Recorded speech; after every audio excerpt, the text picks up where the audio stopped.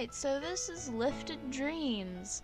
I'm really, if you can't tell, into these visual novel type games.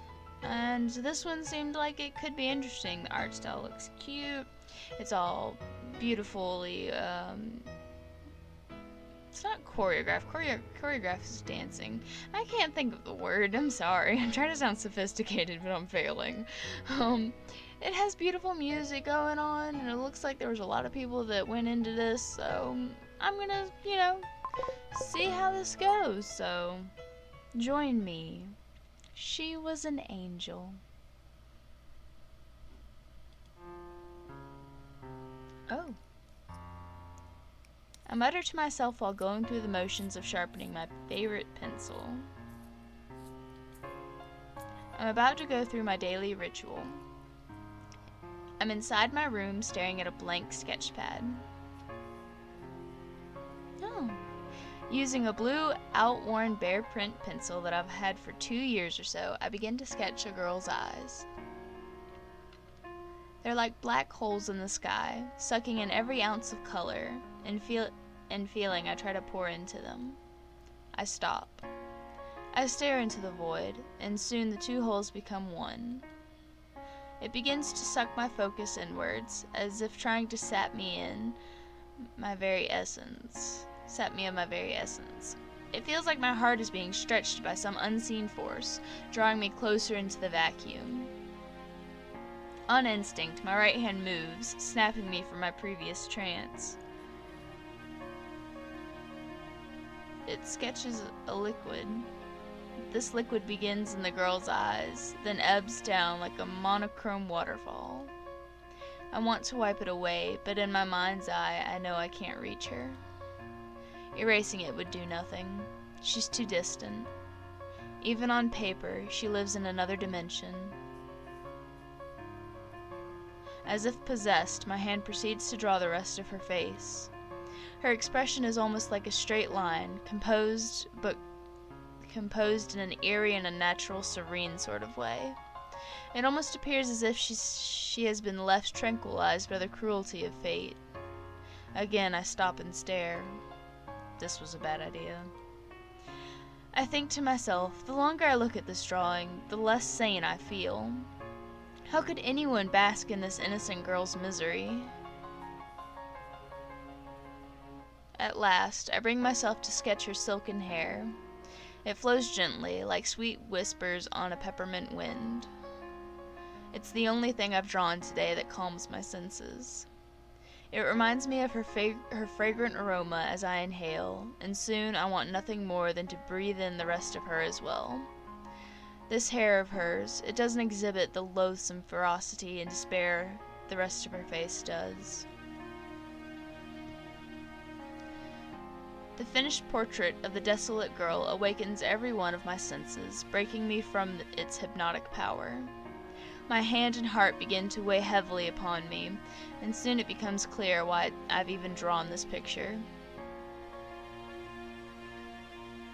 It resembles Faye, my neighbor since childhood, whom I once had a crush on. We played with one another from the time we were 3 years old. Now that we're 16, we've grown distant, but I still can't help but see her from time to time. After all, she hasn't moved, so she's still around the neighborhood.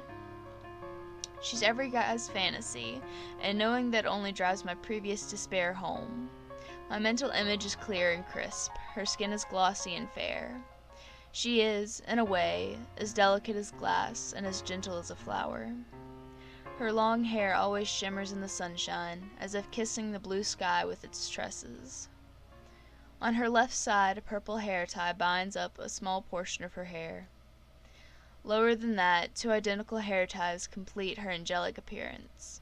When I recall memories of the times I've spent with her, I always default to seeing her in a field surrounded by sunflowers.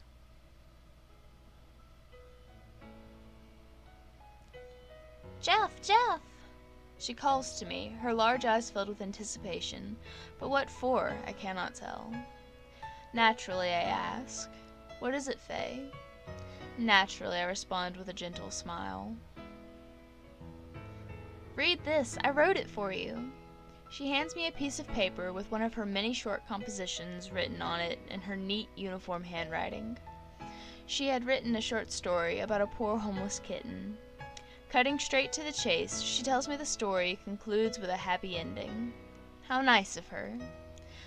Undeniably, it's a predictable story, but her detailed description of the kitten's life makes it worthwhile anyway. The story introduced itself with the kitten's birth in a garbage dump, just inside of some backwater city. The ensuing labor scene ends up so gruesomely detailed, children will never be able to read it. I knew for sure that Faye included that scene, not because she felt like it, but because she felt it was significant to the story. After the mother delivers our protagonist, the youngest of the litter, a large chunk of metal falls from somewhere on the garbage pile and pins her left paw. There were a lot of tragic, detailed scenes like this, which only made me even more impatient to get to the story's heartwarming conclusion. But before that, I find myself so dumbfounded by the details, I can't help but to ask, Faye, how did you come up with detailed scenes like this? That's the first thing you ask? Through research, of course. Research, huh? I see.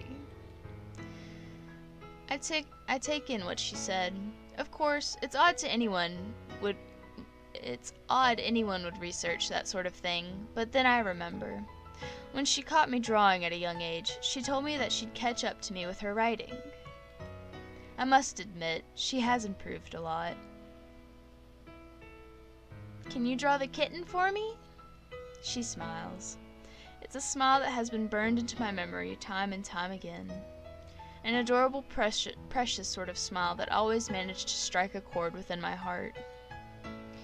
It's so precious and fleeting that it feels like it may vanish completely any second. Sure, why not? You can ask me anything. I'll draw it for you, I promise. I answer immediately, hoping that I can preserve her smile by responding quickly enough. Every single day we used to talk about things just like this. She wrote for me, and I drew for her. Day in and day out, without fail, this would be our routine. It always left me in a state of euphoria. She was so cheerful, and I enjoyed every moment that I spent with her. I want to spend my days like that forever. Jeff, you're so kind. I fall silent, wondering why she has suddenly said that. You're too kind. To me. As she utters those words, she smiles. Her eyes seem to glisten, while her cheeks grow rosy. And without knowing it, I'd never get the chance to talk to her like that again. I'm pretty sure that wasn't the last day she spoke to me, but it's the last thing that sticks out in my memory. She is no longer the angel she used to be.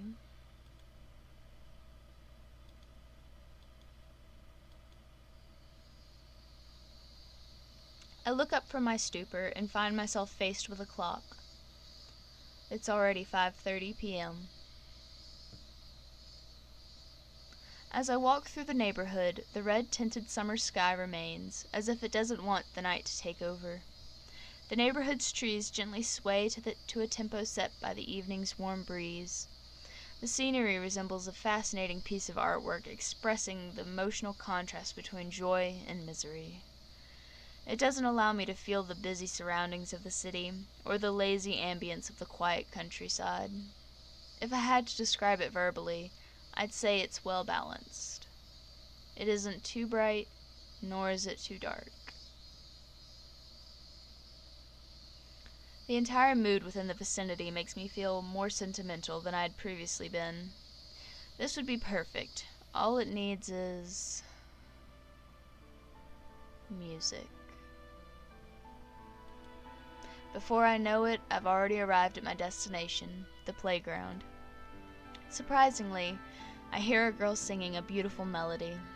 Her voice is so gentle and smooth that it causes me to close my eyes. It reminds me of the days when my mother used to put me to sleep by humming sweet lullabies as I laid in bed.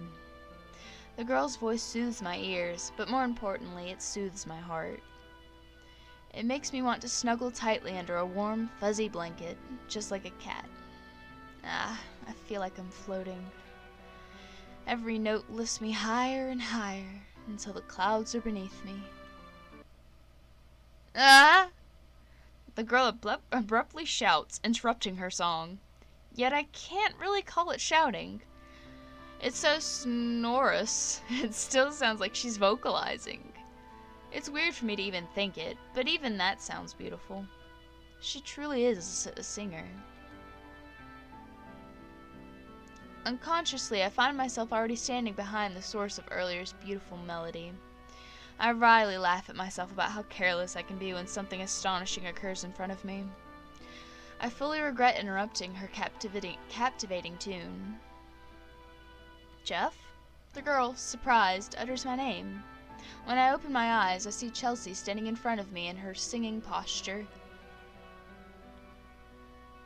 She faces me, her long blonde hair swaying from side to side. A significant portion of her hair is tied up, but still, she leaves some hanging freely around her back, giving her a cool feminine look. Chelsea is another childhood friend of mine. We've known each other since her family moved into our neighborhood, about 11 years ago. When Faye and I spoke to her for the first time, she insisted on singing for us. At the time, we were so impressed we couldn't help but be friends. She had always sung for everyone in the neighborhood, and the joy it brings paints a smile on everyone's faces. For that reason, she's pretty popular. In fact, I can't help but feel lucky to be able to hang out with her. I see, you still enjoy having solo concerts out here, huh? I tease her. Don't call it that. Then what about a solo choir? There's no such thing. She laughs at my nonsense. What about a group solo concert? She doesn't respond to my stupid joke. I guess it was too much. Okay, I know that you just really like singing from the bottom of your heart, right? She smiles again, as if she was expecting me to say that. Yeah, it's the same as how you love drawing. Singing in front of a lot of people, performing at a real concert, it's my biggest dream. I hope your dream comes true. And I yours. She responds with her usual reply. We've been hanging out more and more over the past 2 years. We've become so familiar that we already know each other's speech patterns. Aside from knowing each other since childhood, we've come to understand more about ourselves and our dreams together recently. But we aren't a couple. I do like someone, but I know that I shouldn't actually fall in love. I don't know why, but I feel like being in love will steal my dream of being an artist from me. Between constant drawings and maintaining what little social life I have, I can't imagine myself having any time for a romance until I'm renowned. Jeff, Chelsea says to me, did she call you out here too? Yeah. Then did you read her creepy message? Chelsea looks confused.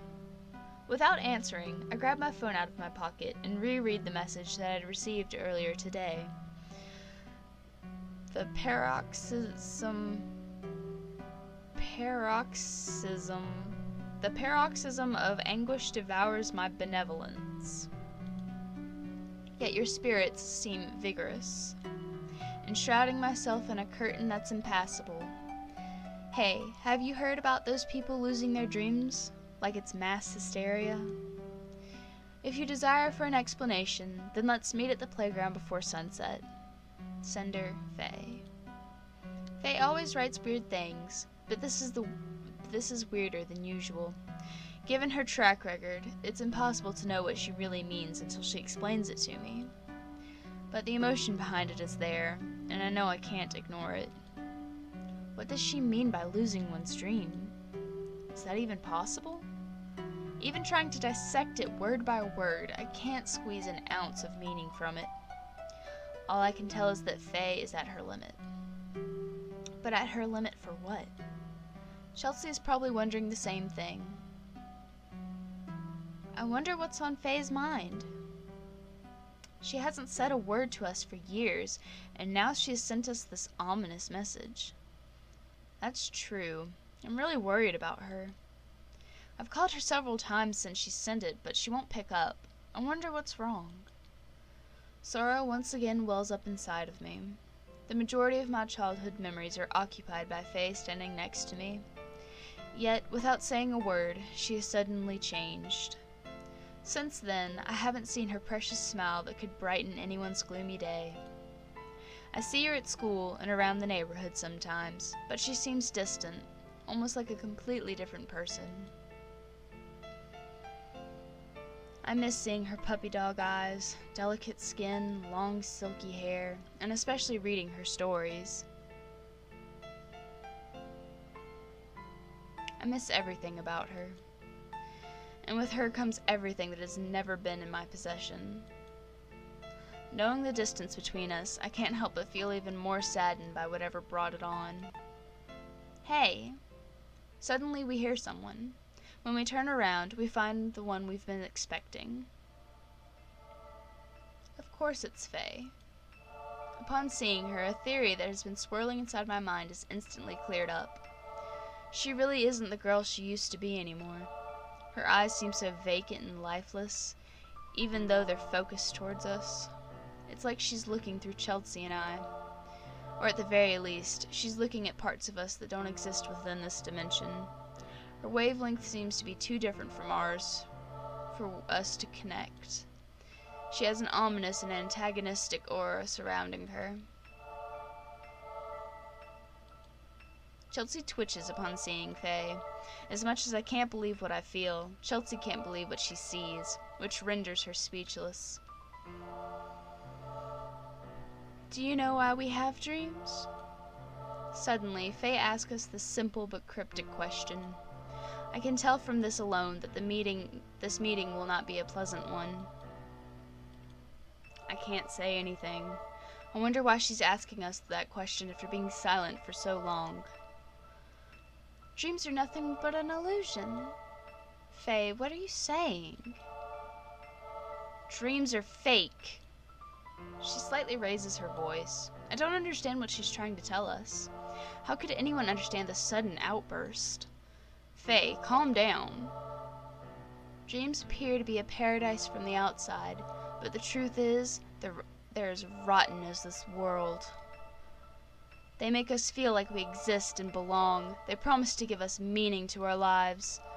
But without realizing it, they're just naturally programmed inside of us, our psyches, just like our emotions. And just like our emotions, our dreams can fail us. Not all dreams will come true. In fact, the majority of people will throw them away because they get disappointed. So what's the point in chasing something that's so cruel? Don't say that. Dreams shouldn't exist if they aren't guaranteed to come true. Dreams should just go and disappear. Faye, that's not true. I raise my voice. Then what's the truth? Tell me. I pause for a minute before replying. Dreams are called dreams because we should work hard to obtain them. My voice lowers.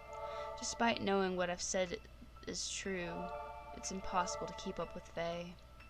I don't know where she's coming from, and for that very reason, I can't say anything meaningful back to her. Do you really believe that hard work will guarantee you your dreams? Jeff, this world is full of lies and uncertainty. How can you so blindly believe in something that petty? She furiously retorts and then murmurs, even though I'd worked so hard. I fall silent. It pains me to see her like this. It's like she's jamming a needle into my heart as slowly as she can. Suddenly, Faye turns to Chelsea. Chelsea, do you believe that dreams can so easily come true? Chelsea jerks almost mechanically. Unable to meet Faye's intense gaze, she instead looks beyond her as she replies, yes, if we work hard enough towards them. Chelsea agrees with me. Naturally, Faye is not impressed. That's wrong. Hard work means nothing without results. No one can know the results beforehand. And that result would only appear if your dream had already come true. That doesn't answer my question at all. Chelsea can't say anything in response. No, it's not easy. Especially when someone disrupts. What? Her last sentence lights up a part of my mind, but it dims down again soon after. Anyway. Faye starts to walk away. Okay, so I found this on, where did I find this? I found this on, I can't remember the name of the site right off the top of my head, I'm sorry. But I found this online, downloaded it, decided to try and play it. It seems very story heavy, and it starts out very confusing. I don't really understand what's going on. I mean, I do, but it seems kind of out of nowhere. But, you know, I guess with games and storytelling, you kind of have to start in the action, I suppose. But, let me know if you want to see more of this. I might play more, might not, might try and find something else. But I really like the art style. It looks like a lot of work was put into this. And I love the writing. It's very novel-like. So, perfect for a visual novel, right? Alright, well, I think that'll be it for this video, and I will see you all in the next. Peace out.